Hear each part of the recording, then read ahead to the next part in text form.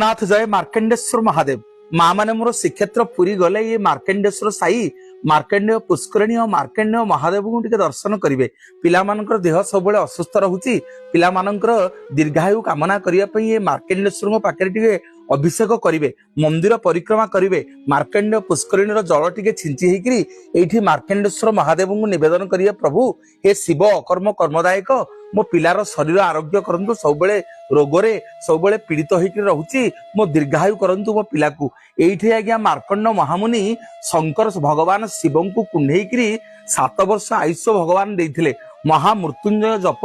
मंत्र को जप करी एठी आज्ञा सी सप्त कल्प पर्यंत शंकर भगवान तांको जीवित करदेले जम जो आसिकी काल दौड़ी पकेले शंकर भगवान शिव सेठी जम कहले जम तोते देखा जाऊनी एठी पूरा मार्कंड मुनि मोर शरण अच्छी तेणु हे मोर माँ माने बापा माने निवेदन करी श्रीक्षेत्र पुरी गले पिला नहीं मार्कंडेश्वर महादेव पाखक जाई लिंग को दर्शन करेंगे एठी हर आउ हरि अच्छी जो बेलपत्र आ तुलसी लगी हुए भगवान निकट में एवं सबु शिव मंदिर में आप देखिए दधिनौती त्रिशूल एठी किंतु अच्छी चक्र ये महा मार्कंडेश्वर पुष्करिणी मार्कंडेश्वर साही एवं मार्कंडेश्वर महादेव को पिला निकट में ये गड़े देवे मंदिर बेढ़ा चारिपट टे बुलिबे प्रभु मार्कंडेश्वर आप पिला दीर्घायु करेंगे।